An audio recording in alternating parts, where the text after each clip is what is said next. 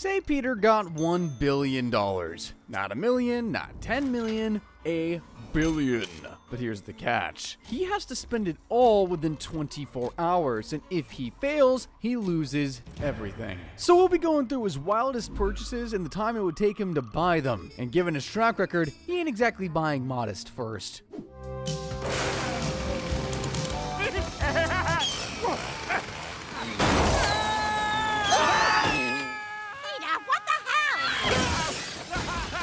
Yep, we're counting the property damage this wrecking ball is gonna rack up too. So cast your votes now, folks. Can Mr. Griffin blow through $1 billion in 24 hours? Buying the supplies for his DIY jetpack would have already taken an hour, so let's start the countdown at 11 o'clock. On your mark, get set, go! In Megan Quagmire, Peter really wants to stop the local perv from getting frisky with his daughter, but instead of hopping in the back of a cab, he hops on the back of a pretty damn exotic pet. Of course, Peter is just as stupid at flying dinosaurs as he is at flying aircrafts. Oh no, now I gotta take care of the babies. Imagine your only skill in life is being able to fart and vomit on command. Somebody get this guy into America's Got Talent or something. Believe it or not, Peter was dumb enough to buy a second pet dino, and yep, he had to choose the most dangerous and scary one of all. Don't try any of your salesman funny business. Okay, Patches, now fetch. Oh my God, drop it. Ew, it's got spit all over it. Dinosaurs never went extinct in the Family Guy universe, and now they get sold as pets. As the sales guy was pretty desperate to get rid of Patches, we can probably say that dinos aren't particularly valuable animals. Assuming Peter just walked into a PetSmart and filled out a couple forms, he could have walked out with 2 Jurassic Beasts in about 30 minutes. And what say the price? As we've established, dinos and Family Guy aren't worth much, so my guess is that Peter spent about $4,000 on the pterodactyl and $6,000 on the T-Rex. It's 30 minutes past 10 now, and Peter ain't even blown 40 grand yet. He's off to a pretty rough start, but this next pet should get his bill snowballing alright. In Family Guy, Lois sends her husband to the store to buy beans, but after 20 years of marriage, she knows by now that he'll screw up even the most simplest of tasks. Hey, I bought a horse! Why the hell did... I don't even give you that much money! While Peter only bought the horse for a few bucks, it's the damage it causes that's really expensive. See, Till Death, yep, that's the name Peter actually chose, is mentally disabled. Guess it's true what they say, pets are just like their owners. After freaking Lois out with his brain-damaged horse. The horse is here. Oh yeah, he's retarded, Lois. You should understand, you're married to a retarded man. Ew! What is it? Hey, you want a sugar cube, horsey? Oh God, Brian, don't! Dumbo Peter decides to enter Till Death into the Quahog Derby. Yeah, he only ended up killing like 50 people in the process, and honestly, that's impressive by his standards. Dear God, I could describe the horror I am witnessing. Oh, well, at least the horse ran past the class of visiting deaf second graders. Oh no, dear God, he's going back! Oh! Wait a sec, hold the phone. He's going back towards the track. Fellas, this race ain't over yet. My baby's dead! It's over. Peter bought his horse in the same time it takes to run to the grocery store, about 15 minutes. It would have taken him another 20 minutes to get to the Derby, another 15 for Till Death to warm up, and then an extra 10 for the horse to carry out the massacre. All that adds up to an hour, bringing our countdown to 30 minutes past 9 o'clock. To put it bluntly, Peter Griffin has bought a lot of dumb things in his life. Remember the raccoon to English translator? Don't need a translator for that one. Tell him to come back when he's ready to act like an adult. In that time, Peter became so jelly of his 13-year-old's bigger he tried to compensate for his teeny weeny wang by buying this big erotic junk on wheels. Don't worry, baby. I'll be gentle.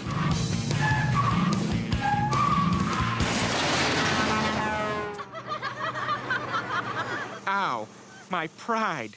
This might actually be the most underrated moment in all of Family Guy. Now, what outrageous item could Peter possibly buy to top that one-of-a-kind mobile? Oh, I don't know. How about blowing all of Meg's college fund on a fracking medieval catapult?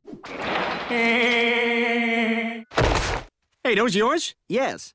Dude literally just launched himself from a catapult and didn't damage a single thing. That is a new record. Assuming Peter stumbled upon the medieval catapult online, this easily would have been an instant purchase as he's impulsive and reckless. He got the Car from a dealership that would have taken about 20 minutes, just sign a few papers, grab the keys, and done. That's being really generous. As for the raccoon translator, Peter probably hired him for about 10 minutes. I mean, how much could a raccoon have to say anyway? So if Peter can afford to buy all the stuff we've seen so far and a fracking human cannonball... Australia, here I come.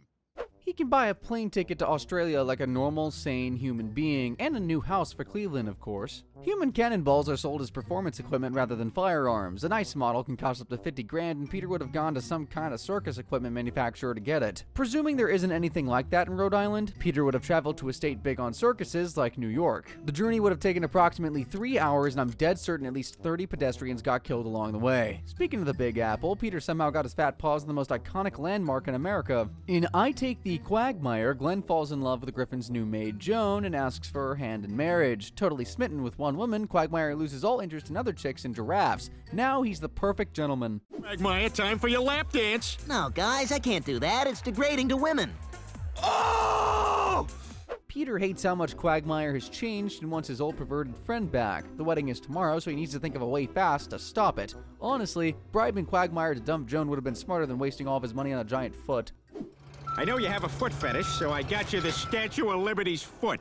Oh, thanks, Peter, but Joan's all the foot I need now. What? Hey, do you have any idea what I went through to get this? This cost me $437,000. Don't ask me how I got it. I had to call in a whole bunch of favors from people I've never even met. Typical Peter. He'll spend a fortune on a friend's foot fetish, but he'll probably give his wife an old sock when it's their anniversary. I have no idea what strings he pulled to get a piece of the most iconic landmark in America, but the delivery from New York to Rhode Island would have taken an hour if the foot was flown in. Peter must have major connections in the statue trading business. Believe it or not, he actually snagged an even more iconic statue in the pilot episode. In Death Has a Shadow, Mr. Griffin gets fired for falling asleep and allowing highly dangerous toys to leave the factory. After the lecture he got for drinking 37 beers last night, he's too afraid to tell Lois he's unemployed and uses this extremely rare disability to get on welfare and put food on the table. What the hell was that? Peter was only supposed to be getting $150 a week from the government, but thanks to a little mix-up in their system, he's rich beyond his wildest dreams. Officially on welfare. Come on, kids, help me scatter car parts on the front lawn. How much are we getting? Let's see, $150 a week. Wait, that's a comma, not a decimal. Whoops. No, I haven't seen Peter all afternoon. Peter won't do the right thing and tell the government he's been overpaid. Instead, he splashes the cash on something he can't exactly call a necessity. You bought the statue of David? Yeah, they're gonna be ticked, though. The broke off while I was loading it into the car.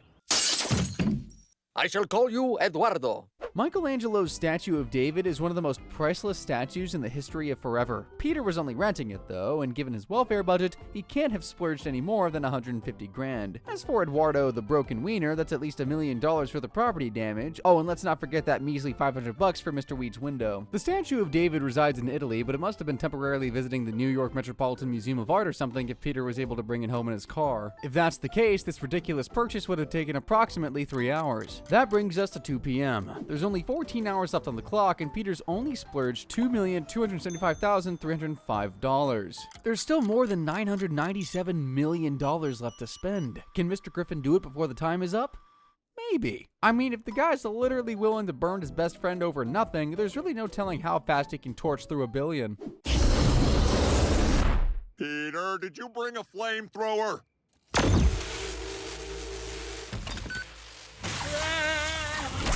A really powerful flamethrower like Peter's can cost thousands of dollars. As for a laser gun capable of capturing real ghosts, that could very well have cost as much as $2.5 million. Peter would probably need to fill out some paperwork to get the laser gun, but it wouldn't have taken any longer than an hour for him to get both weapons, probably. The ghost of Adam West distracted Peter and saved Joe from being burned. However, absolutely nothing could have saved the Griffin's roof from the wrath of the Peterang. Peter, he's not moving. You got it, Lois. To the Peterang! It's funny how Peter will literally yeet himself across Quahog to get some random baby to the hospital, but when it's his own kid that's dying, screw him, right? Oh my God! The Peterang was obviously a giant human boomerang. As ridiculous as it was, a feat of engineering like that would come at an insane price. My guess, around $3 million. Isn't it funny how Peter's wasting all of this money on outrageous contraptions when he could just get Stewie to build him anything he wants for free? With a bribe, of course. Maybe Lois's severed head or something. Not like he cares. Anyway, seeing as Walmart doesn't exactly have a giant boomerang aisle, Peter must have gone to some insane woodworker, perhaps out of state, so let's knock another hour off the timer. Peter doesn't love any of his kids. This is a fact nobody will ever be able to disprove. approve. While he kinda likes Chris and tolerates Stewie, he loathes Megatron. Basically, for no other reason than that she still exists. Stop! Stop! You got I meant I can't do it because there are burglars down there. Be careful, Meg. Come on, they're not gonna touch you. You're covered with spit.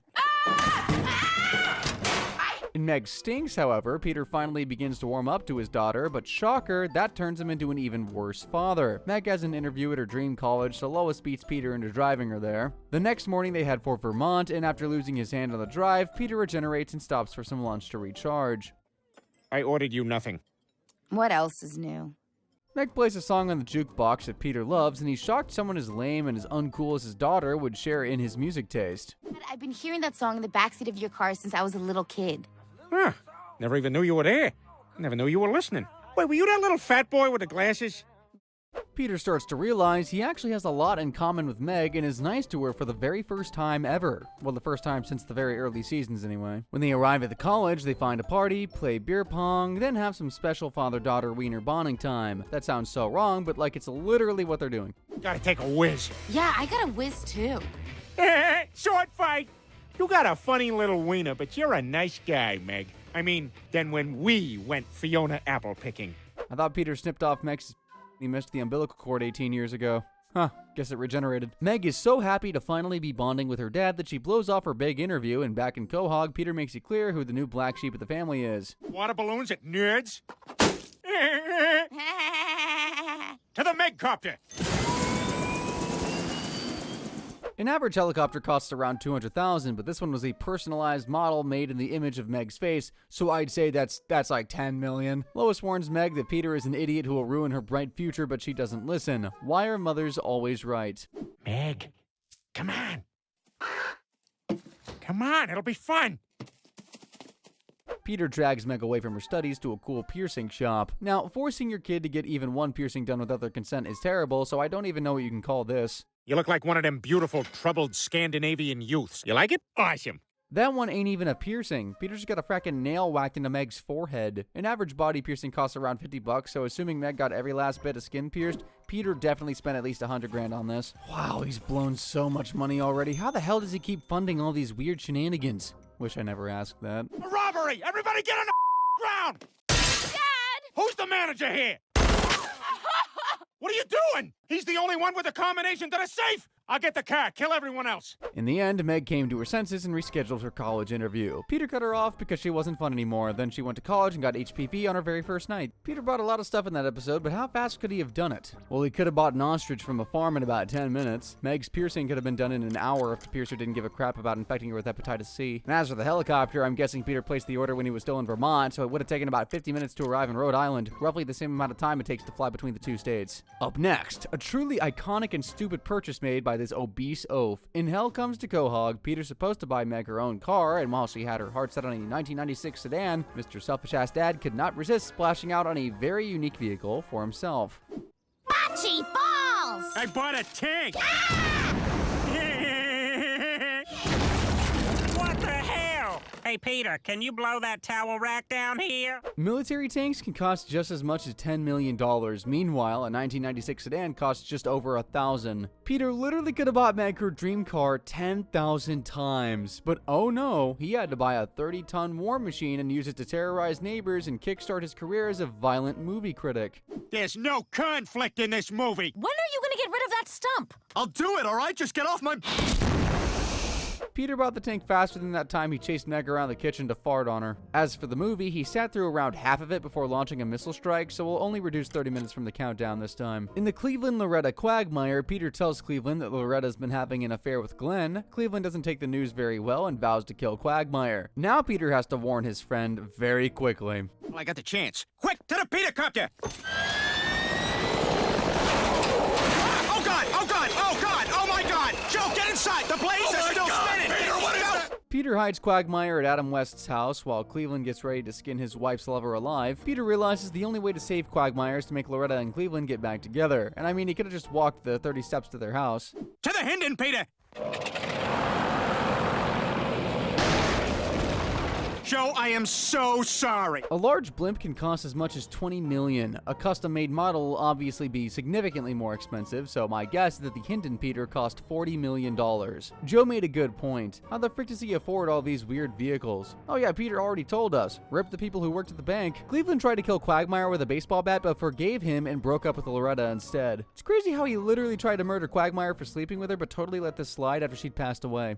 Why is she wearing a French maid's costume? Because I want to nail a dead French maid. Giggity, giggity! Oh, that's nasty. If Peter had gone to some super shady aircraft dealer that didn't bother with background checks or piles of paperwork, he could have walked out with his Blimp and Peter copter in just 30 minutes. But let's go back to Loretta's death for a moment. She died so young, and hopefully she met death in a dignified and merciful way, right? Oh yeah, she totally died nice and warm in bed like Rose did at the end of the Titanic. All right, a little more, a little more.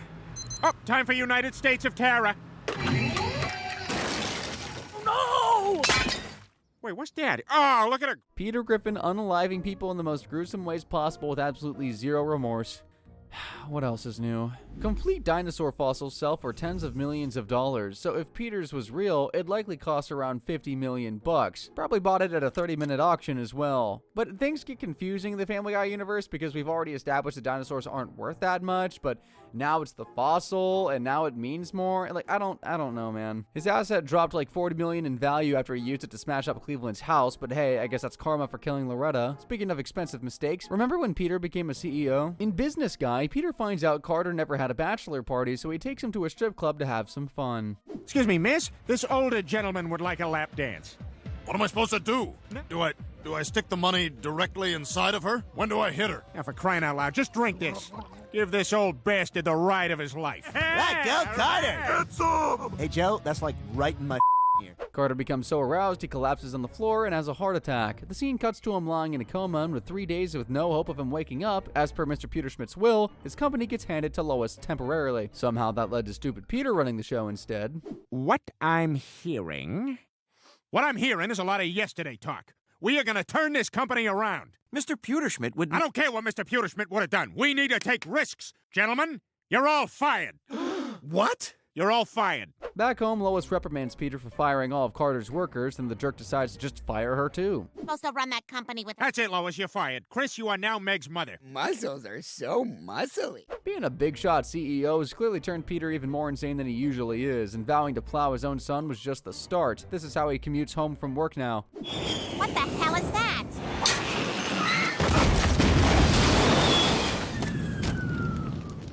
Your plane set my lawn on fire! Here, that ought to cover it. Well, fine then. Have a box of Jeremy Irons cereal.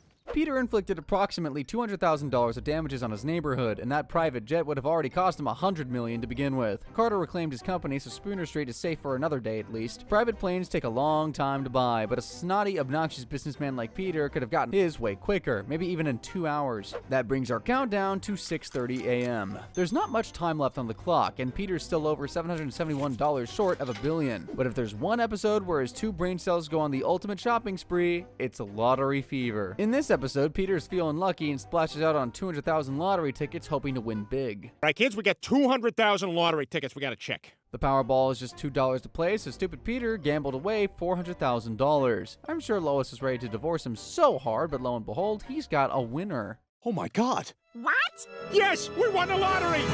Lois declares the Griffins won't blow their money or let it change them. But like with 99.9% of the things that she says, Peter did not listen. I just bought a giant room full of gold coins. It's a great many pieces of solid matter that form a hard floor-like surface. Peter, what are you doing here? I quit my job, Lois. Oh, you should have been there, Lois. Angela, I just want to thank you for several extremely pleasurable years working for this corporation. I would be remiss, however, if I did not extend my gratitude to you for your unwavering fairness and belief in me, and there is a giant poo on your desk. Gold coins obviously aren't legal tender. I mean, one single coin would literally cost $2,000. It looks like Peter packed that room with at least $5 million, and that adds up to a staggering $10 billion. But don't think Peter's won this thing just yet, folks. He still needs to beat the 24-hour clock, and exactly how long would it have taken him to get all those gold coins? Well, to make this purchase, Peter would have had to gone to some kind of private mint, a place that produces coins. If their machine was super fast, 5 million coins could have been created in 2 hours. Subtract the 4 it would have taken to print out those 200,000 lottery tickets, and that brings our timer to 12:30 a.m. With just a half an hour to spare, Peter Griffin's total shopping bill for the day comes in at a whopping $10,228,905,405. This big spender has not only beaten the clock, he's got the most overdrawn bank account in the entire frackin' world. Guys, if you want to see more insane videos like this one, click the screen right about now. And as always, thanks for watching.